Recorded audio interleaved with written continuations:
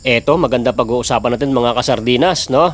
O, muling nagbabalik po si Boy Sarsa. So, kung nandito ka na, nakapasok na sa video na to, nakita nyo po yung thumbnail, no? People power na nga. Ba, sabi nga, people power na. So, mamaya, panonoorin natin yan kay Atty. Harry Roque kung bakit niya sinabi ang people power na. No? Sa pangalawa natin pag-uusapan niya. Ito yung una, mga babayan. Si Saldico at Tamba, mga babayan, ay papatawag na po ng ICI. Nako, gano'n ba itong totoo? So, tapusin mo yung video at kung magusto mo to, don't forget to like. Siyempre, panoorin mo yung video, sabihin mo na naman fake news na naman to. Ito, lagi naman nagsasabi na mga fake news na naman yan, people power na naman. Kaya nga pag-uusapan natin, bakit nasabi ni Atty. Harry Roque na people power na nga, no? People power na naman daw. O yan. Siyempre, may mga napipintong pang mga kababayan na mga susunod na mga linggo, di ba? Mayroon na naman na mga rally. Malay mo, yan yung sinasabi ni Atty. Harry Roque. Siyempre si Atty. Harry Roque, mga kababayan, may power pa rin yan. Hindi din alam. Tayo ngayon pinag-uusapan pa lang natin to. Ngayon dito, mga kababayan, sa unang issue natin ay si Tamba at si Saldico ay ipapasubpi na. So, susunod na mga araw ay maghaharap na po. No, magandang balita yan.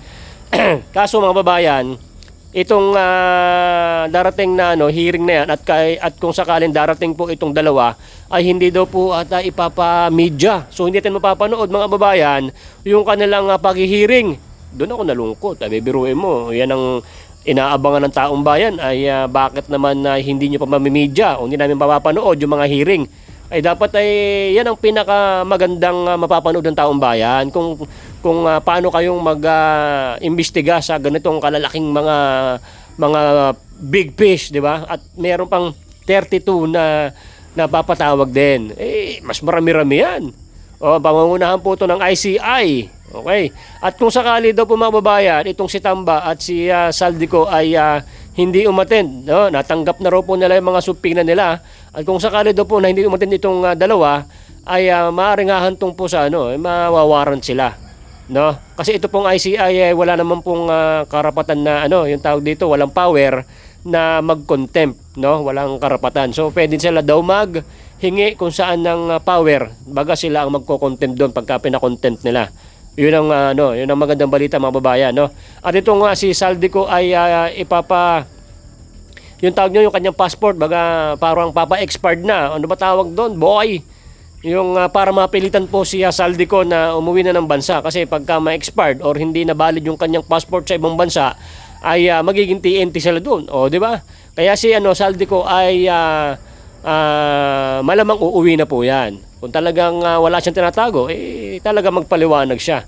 So ito yung kagandahan, mga babayan. Pero hanggang saan kaya kagandahan itong mga ganitong mga balita na talaga bang talaga bang mapapatawag at talaga ba natin makikita itong dalawa na to nahaharap po sa investigasyon. Nako. Kaso yun lang, doon lang tayo nalungkot. Sa balitang ito hindi daw mapapanood sa hearing o sa media yung kanilang pag-hearing at pag-imbestiga sa mga big fish na to, kasi ito yung pinaka-importante, mga babayan, kasi malakihan na to, tapos lumalabas sa balita, hindi natin mapapanood na tulad ng napapanood at ngayon pag nag-hearing sila, di ba? Ang tagal-tagal na ng hearing, wala naman din nangyari. Doon dapat ang simulan. At kung sakali daw po hindi a-attend itong dalawa, ayon sa balita ay mako-contempt sila at magkakawaran hanggang sa mawawanted sila pagka hindi sila umattend. At kung yung iba na 32 ay pwede pa rin daw lumabas ng bansa. Ano ba yan?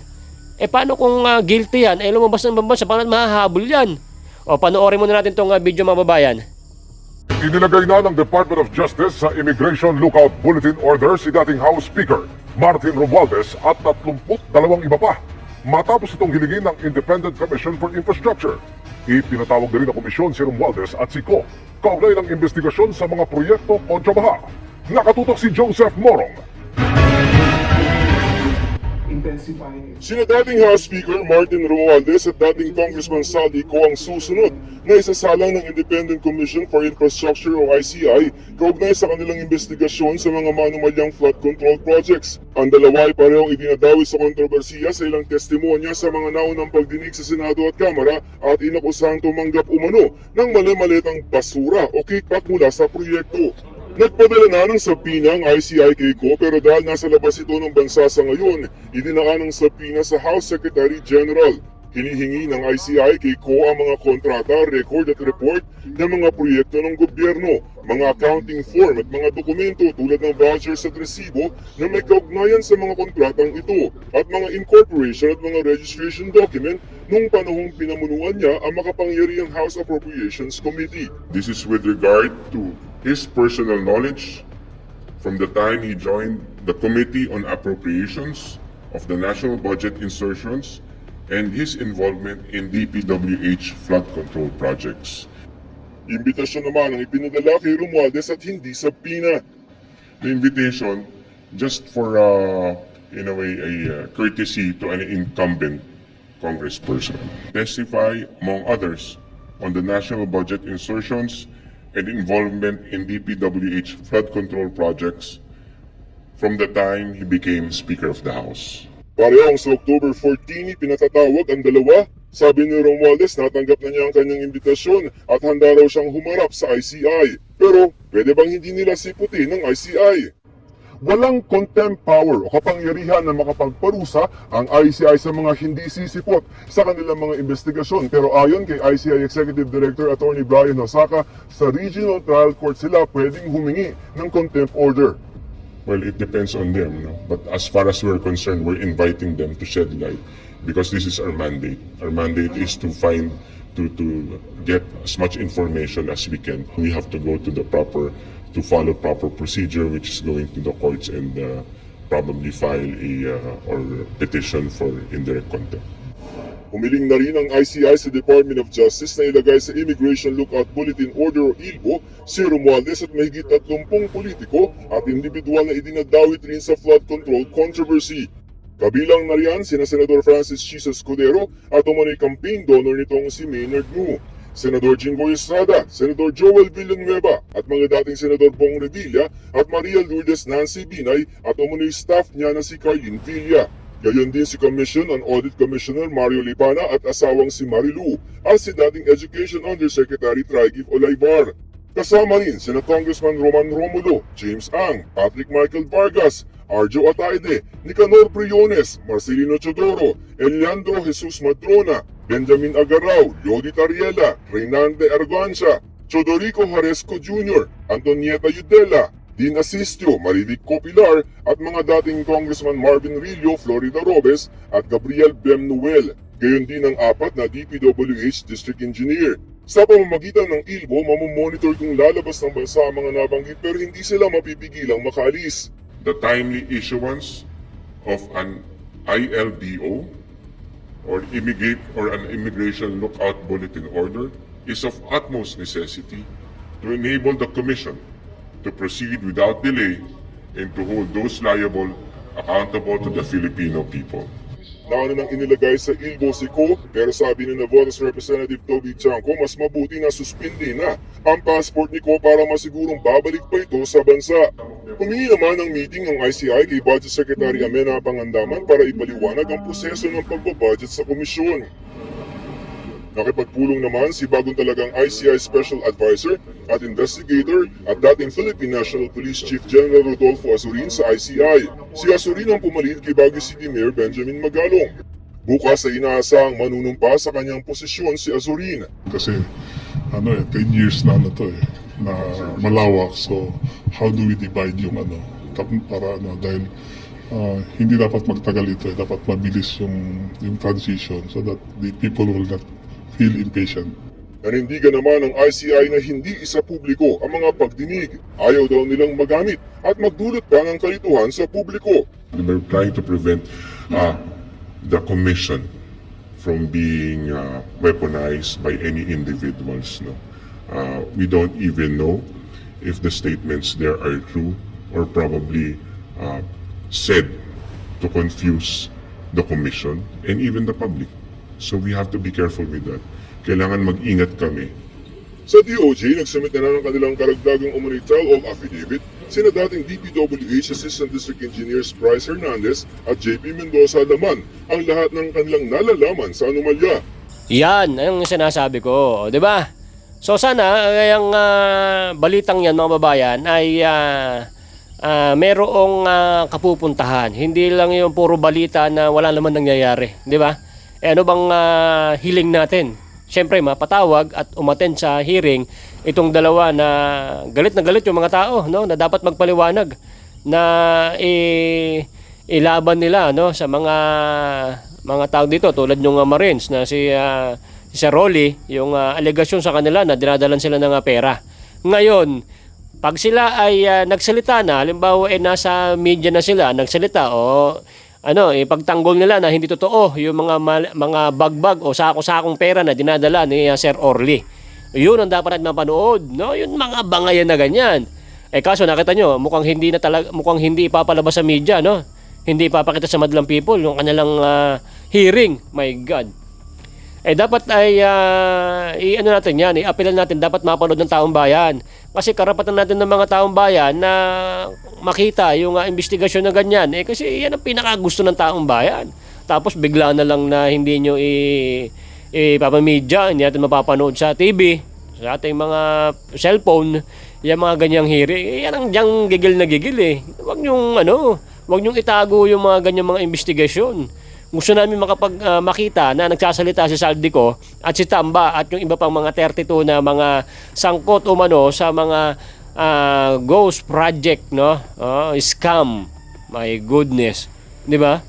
O kayo mga babayan, ano masasabi nyo? Pupunta kaya itong si Tamba at si Saldico sa nalalapit na patawag sa kanila at natanggap na nila ang mga invitation, no? Invitation pa lang pala yan, invitation ng birthday celebrant. Ay, ganun lang pala yata yan. Diyos ko naman.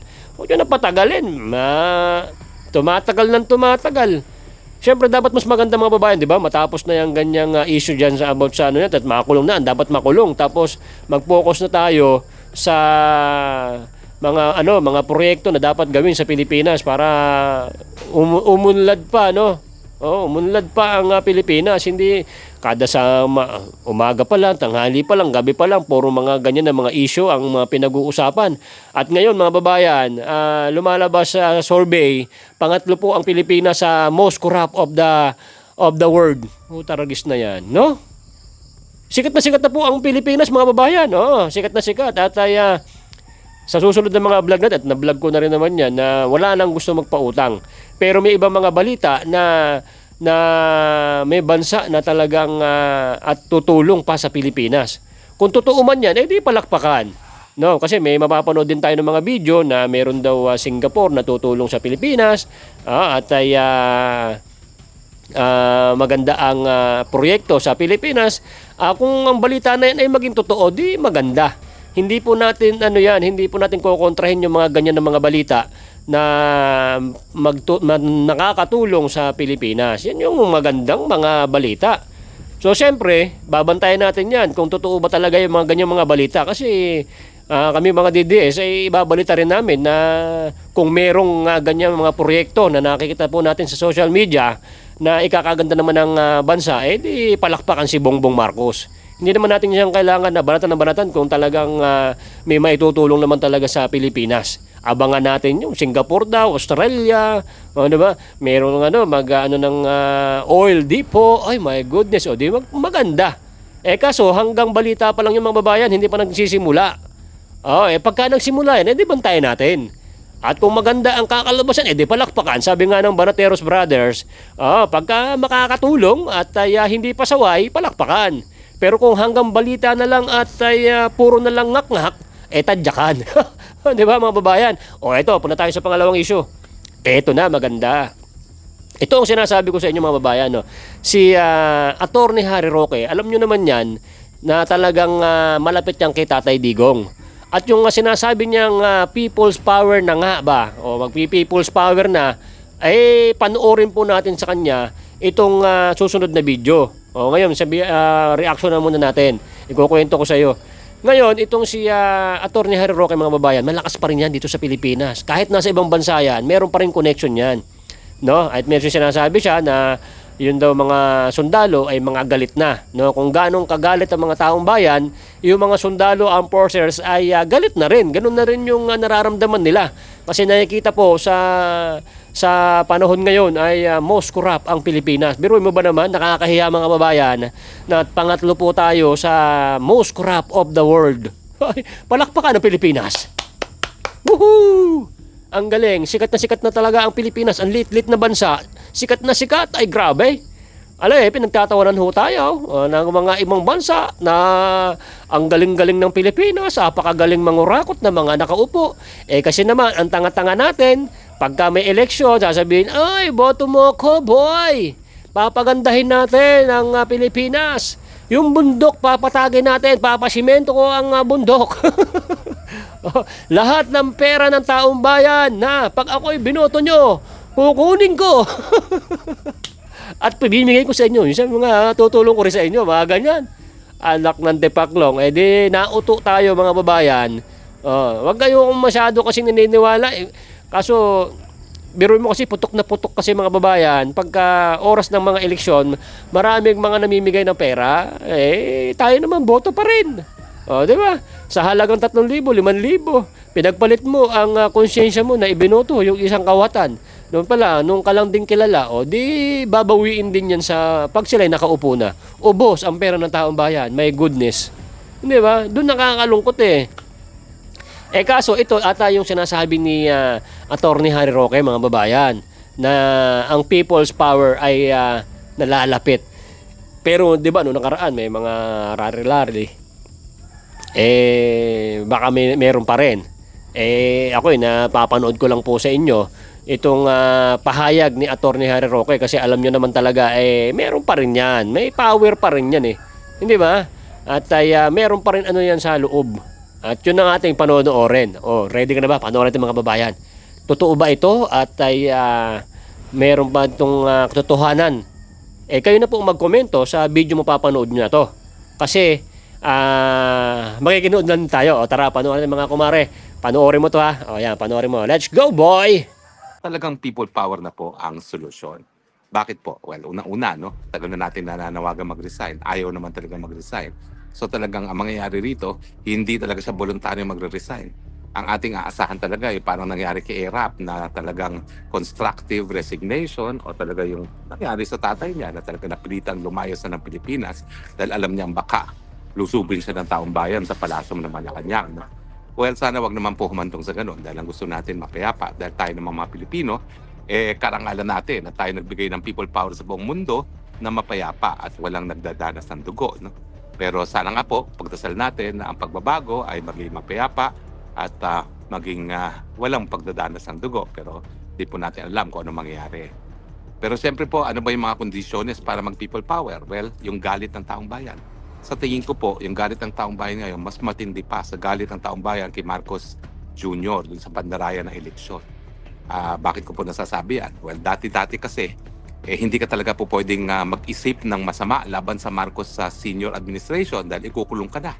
Alam ko pong nangyayari ngayon yan. May mga ibang vloggers na pinicturan lang yung ulo ni Marcos Jr. Kinulong na sila kaagad. At ang sabi nga ng marami, bakit naman yung mga kongresista na bilyon-bilyon ng mga ninakaw, trilyon-trilyon ng ninakaw, hindi pa nakukulong pagkatapos ng napakatagal na panahon, 4 na buwan nang nakalipas. Bakit sila hindi pa rin nakukulong? Pero mga panahon kasi ni Marcos talagang bulong-bulungan lang. Ako po'y lumaki na nagmamarcha-marcha kami sa Talahiban na may mga kalabaw at sinasabing, Marcos, resign! Marcos, resign! Mga bata kami na nagmamarcha sa Talahiban. At naalala ko yung mga lolo ko, nagmi-meeting doon sa aming bahay sa Sukat, na ang tawag namin dati ay gubat. Kasi nakatira kami, not gubat, kundi bukid. Dahil yun talagang kabukiran namin. Yung mga panahon na yun, nakatira kami sa Pasay, pero nagpupunta kami ng weekend sa bukid. Hanggang lumipat na nga yung lolo ko doon, nagsimula ng Paranaque Construction Parko, Halo Blocks Factory, at siya na ang gumawa ng buong BF Homes at Paranaque kasabay ang mga bilyar at ang mga agire ng BF Homes. Pero anyway, ang mga panahon na yon, may mga kalabaw kami doon, merong lubluban ng kalabaw, tapos malaki yung aming palayan. So doon kami nagmamarcha-marcha ng Marcos Resign kasi bawal na magmarcha ng Marcos Resign. Huhulihin ka talaga. Yung mga panahon na yon, may mga kapitbahay kami. Yung mga panahon na yon, ang kapitbahay lang namin yung San Victores ng Max Chicken, tapos si Elorde at saka ang mga Olivares. No? So sa buong sukat, 3 lang kaming may bahay doon at diblib pa ang sukat ng mga panahon na yon. No? At naalala ko na meron ng BF Home, meron ng Fourth Estate na yon, mga panahon na yon, isang subdivision para sa mga mamamahayag. Kaya naman, bata pa lang, alam ko na ako anong trabaho ng mamamahayag at alam ko na kung bakit importante ang trabaho ng mga mamamahayag. No?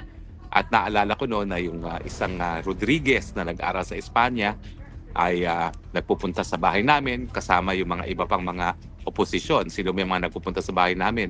Si Jovito Salonga, nagpupunta po sa bahay namin yan. No?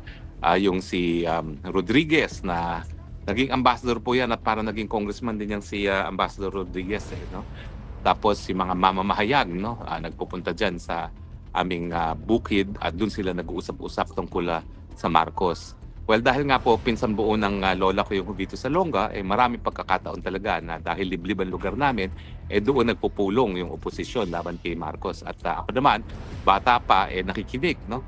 Palagi kong pinagtatabo yan. Naalala ko, sabi ni Jovito Salonga, wag mong pagtabuyan yan. Haya mong marinig ng mga bata ngayon kung ano nangyayari dito sa Marcos sa regime nito. At kaya naman po, that explains kung bakit high school pa lang ako, nakadebate ko na si Amy Marcos at dahilan na hanggang ngayon hindi ko po matanggap na ang kahit sinong Marcos ay magdudulot ng mabuti sa ating bayan. Bagamat yun nga po, unfortunately, ako'y nabudol gaya ninyo at tumakbo ng unity.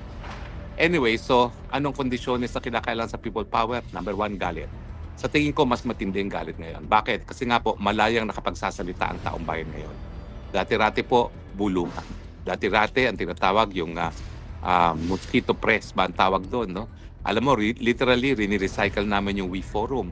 Literally, rini-recycle namin yung mga Laya Forum. Kinukuha yan ng aking lolo at talagang pinababasa sa maraming mga kaibigan niya na sekreto, no? Kasi hindi naman maramihan ang pagpiprint ng We Forum at saka ng mosquito press na tinatawag. At meron pang ang mga nasa radyo noon na tumitira kay Marcos, pero isa doon ay nasampulan ni Marcos at from being anti-Marcos ay naging pro-Marcos, no? Kasi siyempre ginamit ang kakapangyarihan ng Estado laban doon sa mga pumupula kay Marcos sa mga panahon na ngayon. Pero ngayon, tignan niyo ang social media. Hindi na po talaga mapipigil ang pananalita ng taong bayan at hindi na mapipigil yung galit ng taong bayan. So wala na po sila magagawa dyan kundi tanggapin. Dahil sa digital age, ang mga Pilipino ngayon, kasama ng mga kabataan, ay malayang nakapagsasalita at malayang nagsasabi na disgusto na sila sa mga pangyayari.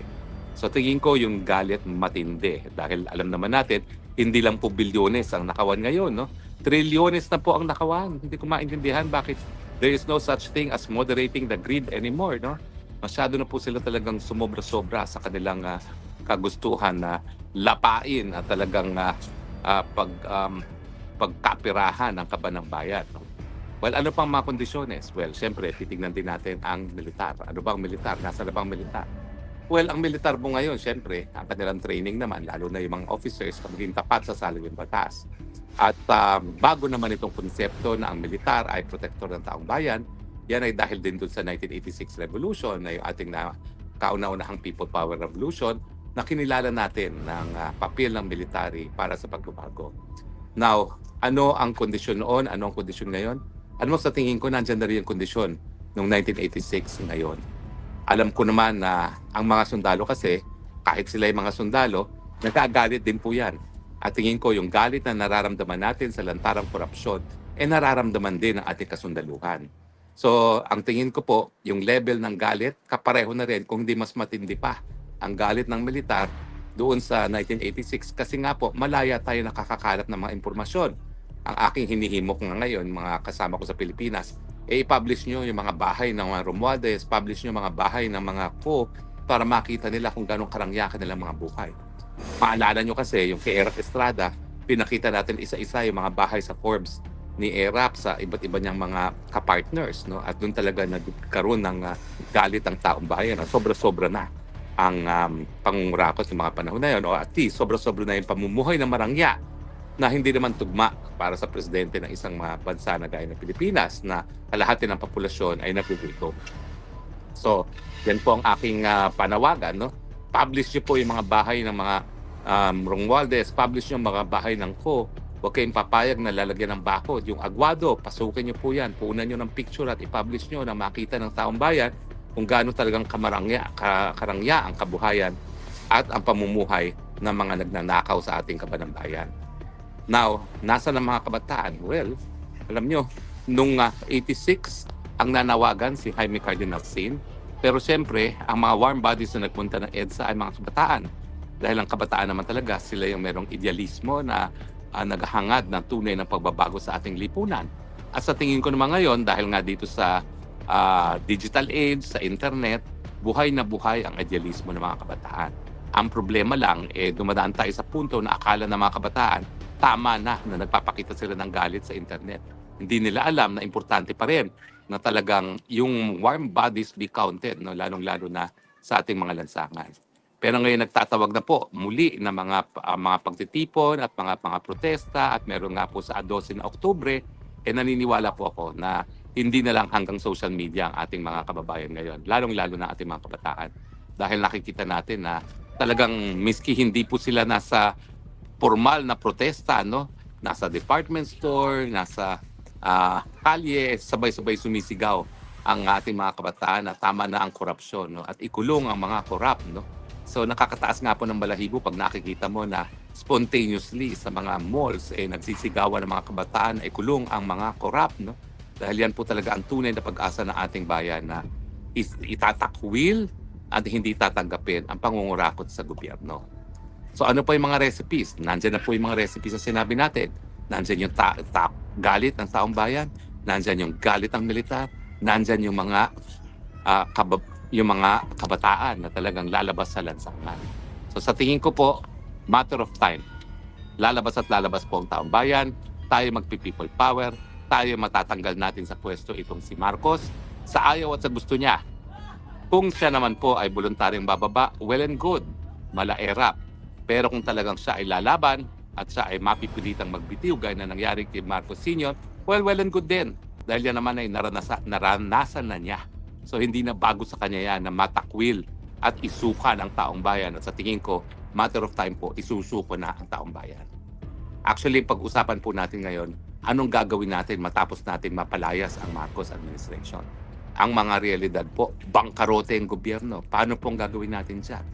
Well, unang-una po, na kailangan magtalaga tayo ng mga tao na mayroong kredibilidad doon sa mga ahensya na nagkakalap ng pondo para sa gobyerno. Abay, alam niyo naman po, ang isang bansa, parang isang pamilya lang yan. Merong kita, merong gastos. Kinakailangan ang kita katumbas ng gastos. Dahil kapag ang gastos mas malaki sa kinikita, ang tawag po dyan, budgetary deficit. Pag meron tayo ng budgetary deficit, tataas ang interest rate. Pag tumaas ang interest rate, ay hindi tayo makautang sa mababang interest rate, hihina ang ating mga negosyo at bababa ang kita ng mga mamamayan. So importante po dyan, unang-una, magkaroon tayo ng mga tao na mapagkakatiwalaan dyan sa customs at sa BIR para makakalap ng pondo na kakailanganin natin para mag-rebuild ng ating ekonomiya at ang ating bansa matapos na lustayin ng mga kurakot ang pondo ng gobyerno.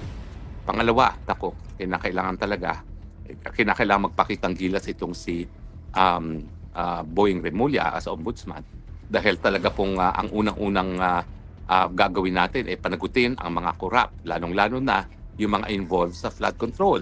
Dahil kaya naman isusuka ang Marcos dahil nga sa kanyang kapabayaan, dahil sa kanyang mga aksyon, nangyari itong mga lantarang korupsyon, no? Lalong-lalo na sa flood control at saka mga infrastructure projects. So kung si Boying Remulla ay hindi gaganampin ang kanyang katungkulan, abay, nung minsan napaalis na rin dyan yung isang ombudsman, Merceditas Gutierrez, di ba? So hindi po malayo na mangyari muli po yan, na mapapaalis na naman isang ombudsman kung hindi niya ipakukulong ang mga korap. At kasama sa mga dapat niyang ipakulong ay sarili niyang mga fraternity brother na kasama po dyan si Martin Romualdez. Now, sa tingin ko, may kinakailangan na palakasin muli ang PCGG. At ang PCGG dapat siguro hindi lang hahabulin ang mga ari-arian ng mga Marcos na hanggang ngayon hindi pa natin tuluyang nakakalap na gaya ng 1 bilyon ng civil award, no? Civil contempt award labang kay Marcos kasi nga hanggang ngayon hindi pa rin sinasabi ni Marcos Jr., itong ating presidente, kung nasan yung mga ninakaw nilang tagong yaman sa Amerika, no, para bayaran yung mga biktima ng paglabag ng karapatang pantao. So kinakailangan natin ng bagong PCCG para hanapin yung mga tagong yaman na hindi pa natin nakukuha hanggang ngayon mula nung pinatalsik natin ang Marcos Sr.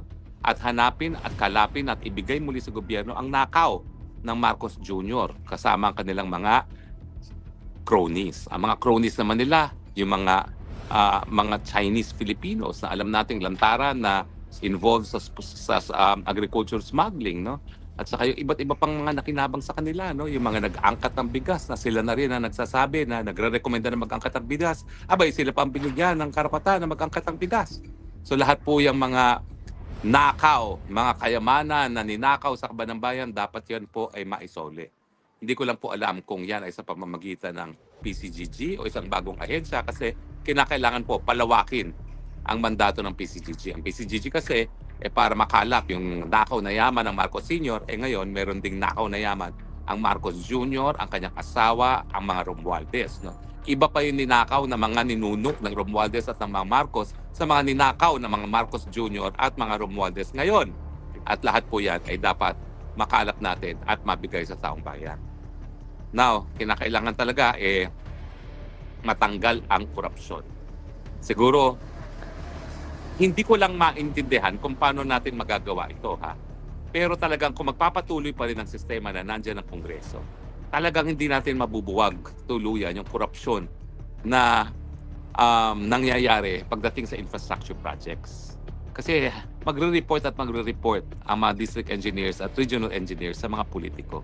Kaya nga iniisip ko, dapat siguro talaga buwagin din ng Kongreso. Kaya lang, kinakailangan kasi sang-ayon sa saligang batas dahil kapag hindi natin sinunod ang saligang batas, wala rin magiging legal na basihan para sumunod na mamuno ay si VP Sara. Ulitin ko po, no, kung kayo po ay nagnanais na si VP Sara ang siyang mamuno, kinakailangan hindi mapawalang bisa ang ating saligang batas. Bagamat, kapag nagkaroon ng revolutionary government at ang militar na siyang gagalaw para matanggal ang Marcos Jr. na susuportahan ng taong bayan, ay itatalaga ang VP Sara as constitutional successor bilang presidente at babaliwalain na ang saligang batas. Pwede rin yun.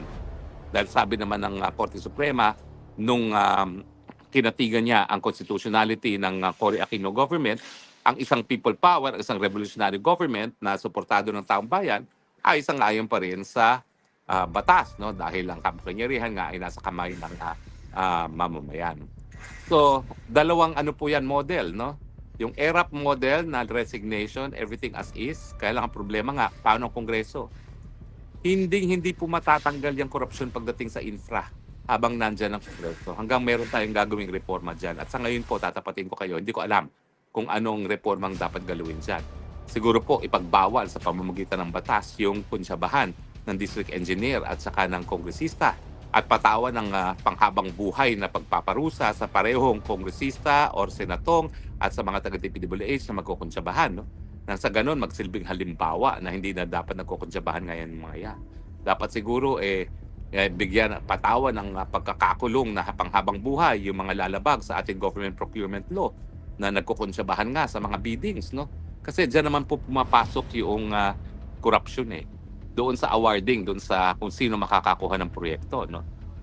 So, talaga naman pong kinakailangan ng mga bagong batas para lalong matakot ang mga taong bayan o mga kurakot na magririg ng mga proyekto. Pero mas importante po na ipatupad ang batas dahil ang bibigay takot po sa puso at saka sa isipan ng mga kurap ay pagpapatupad ng batas at hindi naman yung parusa.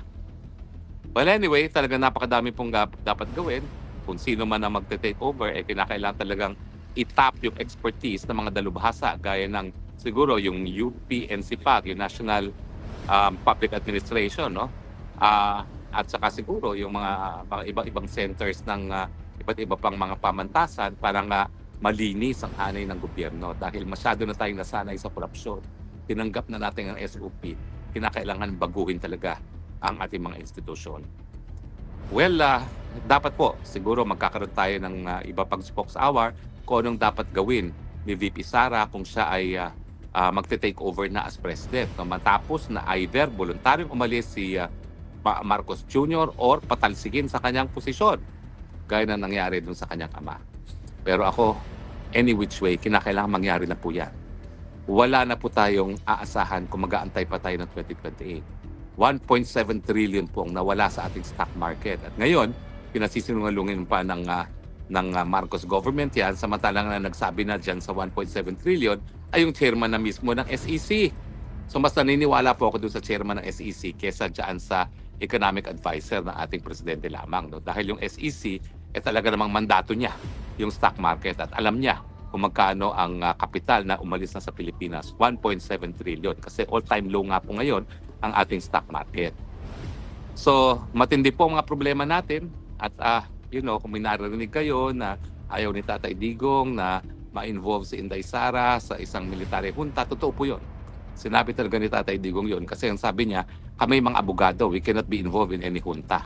Pero ang isa pang dahilan ni Tatay Digong kaya ayaw niya ma-involve si Inday Sara, kung ang militar nga ikagalaw, mapatalsik si Marcos, napakadami daw problema. At kung si BP Sara ang siyang mamumuno sa mga panahon na yon, napakataas ng likelihood na hindi siya magtatagumpay. Kaya ayaw niyang mapigo si Inday Sara. Bagamat ang sabi ko naman, ayun naman, wala namang kintiwara kay BP Sara in the first place. Iba naman po si BP Sara sa inyo. No? May mga pamamaraan din siya na baka kayanin naman niya ang lahat ng pagsubok. Kaya wag niyo namang i-discourage din na si BP Sara umupo matapos mapatalsik ang Marcos. Bagamat baka kinakailangan to do away with the 87 Constitution kasi nga po yung Kongreso na sa ilalim ng 1987 Constitution kasama ang Presidente ang kuta, ang be-all and end-all ng korupsyon dito sa ating bayan. Well, anyway, magpapatuloy po tayo sa diskusyon kung anong dapat gawin matapos nating pasipain o masipa ang Marcos Jr. Kasi tingin ko po, yung panahon ni Cory, kaya nawalan din ng gusto ang mga tao sa people power, nawala nga yung mga korap, kapalitan lang ng ibang kamag-anak na korap din. Mga kamag-anak ni Cory Aquino na korap din. At yan naman po yung katotohanan. Tsaka syempre, wala rin political will na ipinakita itong si Cory Aquino. Patunay nga hanggang ngayon, no? 28 billion ang makukuha ng pamilya ni Cory Aquino by way of just compensation doon sa kanilang hacienda Luisita na alam naman natin na nakuha ng kanilang pamilya dahil ninakaw ng pamilya nila yung pondo ng Revolusyon ng Pilipinas laban sa Amerikano, pinautang sa mga magsasaka ng Tarlac at nang hindi nakabayad, rinimatan ng mga lupa. Mantakin nyo, hindi naman sa kanila talaga yung mga lupa. Pinautang nila ng pera ng Pilipinas, rinimata. Tapos ngayon, 28 billion ang babayaran sa kanila. No? Kaya nga po, yan ang isang dahilan kung bakit ayaw nila suportahan si Inday Sara Duterte. Dahil baka mamaya, sa ilalim ni Inday Sara Duterte, hindi nila makuha yung 28 billion. Well, ako po, sasabihin ko na sa inyo. Ako, magdasal na kayong wag si Inday Sara dahil ako talaga. Kung makikinig sa akin si BP Sara, kapag siya'y presidente na, hindi yan pababayaran dapat. Dahil dapat nga yan, isoli lang sa sambayan ng Pilipino dahil yung pera naman na pinambili na ng lupa ng Hacienda Luisita, nakaw din galing sa taong bayan. At kaya nga po, huwag kayo magtataka kung bakit ang mga dilaw sumisigaw laban sa korupsyon pero ayaw namang sabihing Marcos resign dahil ayaw nila si BP Sara. Yan po ay hindi po tunay na pagmamahal yan sa bayan. Yan po ay pagtataguyod ng kanilang mga personal na interes para makakolekta ng 28 billion. Yun, yan, napanood nyo na mga babayan, di ba? Ganun ba ito katotoo mga babayan? Kung ito ay magkatotoo, merong ano yan kung ito ay magkatotoo, dalawa po ang ang magkakahinatnatan. Ano ba yung boy? Mangyayari. Wag ka na kasi mga nabubulol ka ba boy, no? Ang unang mangyayari diyan pagka nagkaroon ng people's power, marami ang magbubuwis ng buhay, marami manasaktan, marami magka-injury. Tapos mapapababa si Marcos kasi kung people's power yan, pati mga sundalo, militar ay magiging kaisa ng taong bayan. Kaso pagkagulo na yan, martial law, talagang maraming magbubuwis ng buhay dito mga babayan. Nakakatakot po ito. Kaya sabi ni Atty. Harry Roque, bumaba ka na lang Marcos. Hindi ba? Tayo nagkukomento lang mga babayan, no? Kung mangyayari yan, wala tayong magagawa. Ano ba? Pinag-uusapan lang din natin yan. At kung mangyayari mga babayan, at least nalalaman na natin. Yung pangalawa, yung hanggang, diba? Yung una, ngayon yan. Maraming magbubuhos ng buhay, mapababa si Marcos, maraming mawawasak na mga ari-arian sa gobyerno, o di ba? Tapos yung pangalawa na mangyayari, dalawa lang naman people's power. Ito ang mangyayari, yung pangalawa, yung nangyari na yan, kunyari napababa na nga si Marcos, marami nagbubuhos ng buhay. Yung pangalawa na yung mga babae, ano naman kaya? Pababa si Marcos at pumalit si BP o sino man, magiging maganda kaya talaga ang bansa pag napapalitan talaga si Bongbong Marcos. Hindi ba? Yun ang palaisipan at puro tanong pa rin sa ating mga isipan, kung napababa at may pumalit, magiging okay na ba ang Pilipinas? Baka sasabihin na naman, ay pumalit na si BP, wala pa rin nangyari. Di ba?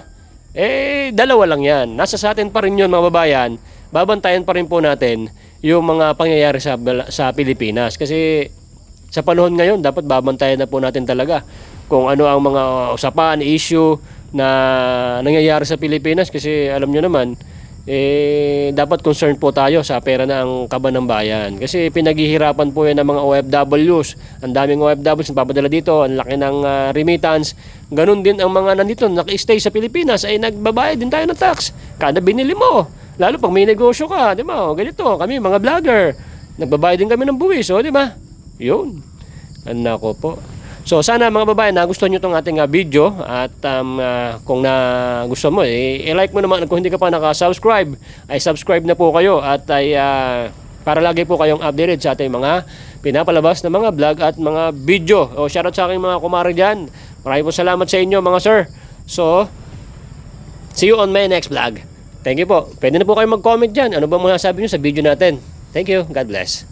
Ama naming Diyos na makapangyarihan sa lahat, salamat po sa iyong pagmamahal na hindi nagmamaliw. Sa gitna ng kaguluhan sa aming bansa, turuan niyo po kaming magtiwala sa iyong hustisya at hindi sa hustisya ng tao. Linisin niyo po ang aming mga puso at ituro niyo po ang tamang daan ng katotohanan at pag-ibig. Tulungan niyo po kaming maging ilaw sa gitna ng dilim at ipakita sa mundo na may pag-asa pa sa pangalan ng aming Panginoon Hesus. Salamat po sa pag-ibig po ninyo at salamat sa pagdinig ng aming mga panalangin at iligtas niyo po kami. Sa pangalawa po ninyong pagparito at patawarin po kami sa lahat ng aming mga pagkukulang at pagkakasala sapagkat ito po ang aming samutiling sa matamis na pangalan ng aming Panginoon Hesus. Amen. Mabuti pa ang sardinas, may label. Tayo, wala. Oo nga pala. Nay, ito na yung bayad ko sa isa, O, kunin mo yung isa. Isa muna, iyan, Tapos, isa pa, di ba? 4 dapat na sardinas, yan. 3 na. Pang-4 na sardinas. Okay na.